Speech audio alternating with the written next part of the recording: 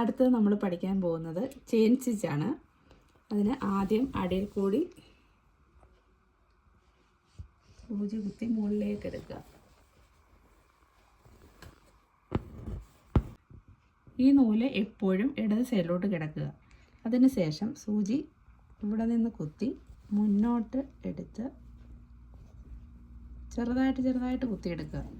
എന്നിട്ട് ആ ഇടത്തോട്ട് കിടക്കുന്ന നൂല് ആ സൂചിയിൽ ചുറ്റി താഴോട്ട് വെച്ചിട്ട്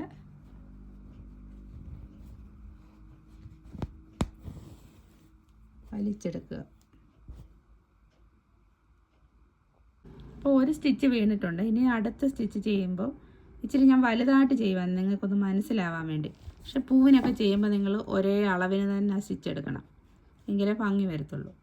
ഇത് വീണ്ടും കുത്തി വെച്ചിട്ട് ആ സൂചി ഇടത്തുനിന്ന് വലത്തോട്ടിടുക.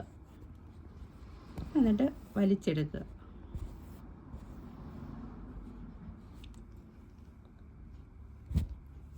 വീണ്ടും അതുപോലെ അതിൻ്റെ അകത്ത് കുത്തിയിട്ട്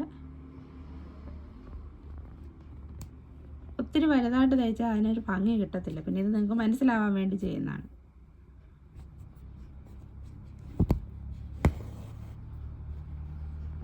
ഫസ്റ്റ് നമുക്ക് ഇത് അടിയിലേക്ക് കുത്തി ഇറക്കി കെട്ടിടാം. അതിന് ലോക്ക് ചെയ്യണം, അല്ലെങ്കിൽ അത് അഴിഞ്ഞു പോകും.